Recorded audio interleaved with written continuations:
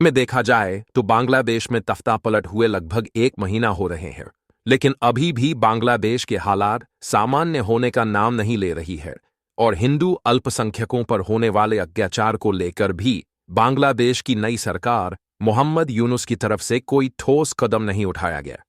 जिससे अभी भी आधी से ज्यादा कंपनियां और फैक्ट्रियां बांग्लादेश में बंद पड़ी हैं और उनके चालू होने की उम्मीद नजर नहीं आ रही है।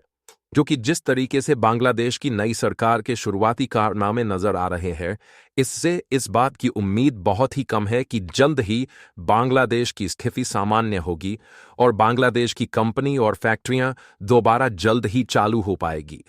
लेकिन आपको बता दें कि बांग्लादेश के इन हालातों का असर केवल भारत पर ही नहीं पड़ रहा है, बल्कि दुनिया भर के कई अन्य देशों पर भी देखने को मिल रहा, जो कि अपने कई कारोबार बांग्लादेश के बलबूते ही चला रहे थे। और कमाल की बात यह है कि भारत को इस आपदा के बीच एक नया अवसर मिल चुका है, जिससे भारत एक ऐसे सेक्टर में धूम मचाने जा रहा है जिस सेक्टर में बांग्लादेश के कारण अभी तक भारत पिछड़ा हुआ था। आज हम बात कर रहे हैं भारत के गारमेंट्स सेक्टर की, जिस सेक्टर में बांग्लादेश के कंपटीशन के चलते ही भारत को इंटरनेशनल मार्केट में पीछे हटना पड़ता है।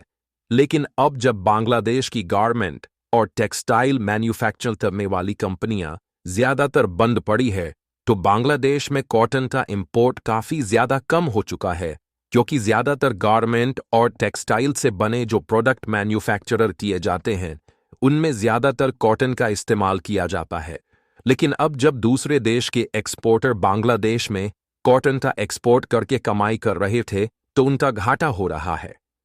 इसीलिए हाल ही में खबर निकल कर आ रही है कि दूसरे देश के कॉटन एक्सपोर्टर जो बांग्लादेश में कॉटन की सप्लाई करते हैं वह अपनी सप्लाई को भारत की ओर मोड़ने का विचार बना रहे हैं, क्योंकि देखा जाए तो भारत भी पिछले कई सालों से गारमेंट और टेक्सटाइल प्रोडक्शन को साल दर साल बढ़ाता जा रहा है।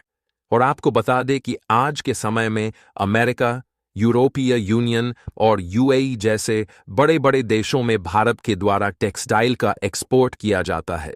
जहां आज के समय में 150 से अधिक ऐसे देश हैं जो कि भारत से टेक्सटाइल और गारमेंट्स प्रोडक्ट खरीदते हैं। हालांकि इन देशों में भारत से कहीं ज्यादा बांग्लादेश अपने टेक्सटाइल और गारमेंट्स प्रोडक्ट को एक्सपोर्ट करता है, और बांग्लादेश भारत से छोटा देश होने के बावजूद भी टेक्सटाइल और गारमेंट्स के प्रोडक्शन एंड एक्सपोर्ट के मामले में भारत से आगे इसलिए है क्योंकि बांग्लादेश में श्रम लागत काफी कम होती है और ज्यादातर टेक्सटाइल के प्रोडक्ट घरेलू तौर पर मैन्युफैक्चर किए जाते हैं, जिससे दूसरे देशों में बांग्लादेश भारत के मुकाबले कम दामों में टेक्सटाइल से बने अपने प्रोडक्ट को बेच पाता है। लेकिन अच्छी बात यह है कि भारत में जो कपड़े और अन्य टेक्सटाइल के प्रोडक्ट बनाए जाते हैं वो थोड़े महंगे जरूर होते हैं, लेकिन उनकी क्वालिटी काफी अच्छी होती है। इसलिए जिन देशों के गारमेंट और टेक्सटाइल मार्केट पर भारत ने एक बार एंट्री मारी है वहां से लौटना नहीं पड़ा है और उन मार्केट में भारत की कंपनियों का व्यापार काफी अच्छा चल रहा है। लेकिन बांग्लादेश की लगभग 50% फैक्ट्रीज बंद होने के कारण बांग्लादेश के द्वारा इन देशों की सप्लाई चेन लगभग टूट गई है, जिससे इन देशों में इंडियन गारमेंट्स और टेक्सटाइल प्रोडक्ट की डिमांड काफी ज्यादा बढ़ गई है, जिसके नतीजतन भारत की कंपनियों के पास पहले से ज्यादा ऑर्डर रिसीव होना शुरू हो रहे हैं, जिसके कारण भारत में कॉटन की रिक्वायरमेंट काफी ज्यादा बढ़ गई। और यह भी ऐसे समय में जिस तरीके से कॉटन एक्सपोर्ट करने वाले देशों का झुकाव भारत की ओर दिख रहा है, अगर उनके द्वारा भारत में कॉटन की सप्लाई बढ़ा दी जाती है तो भारत को दुनिया भर के मार्केट में टेक्सटाइल इंडस्ट्री में धूम मचाने से कोई भी देश नहीं रोक पाएगा। फिलहाल ऐसा बिल्कुल भी नहीं है कि भारत में कॉटन का प्रोडक्शन नहीं होता, बल्कि कॉटन प्रोडक्शन के मामले में भारत का स्थान दूसरे नंबर पर है।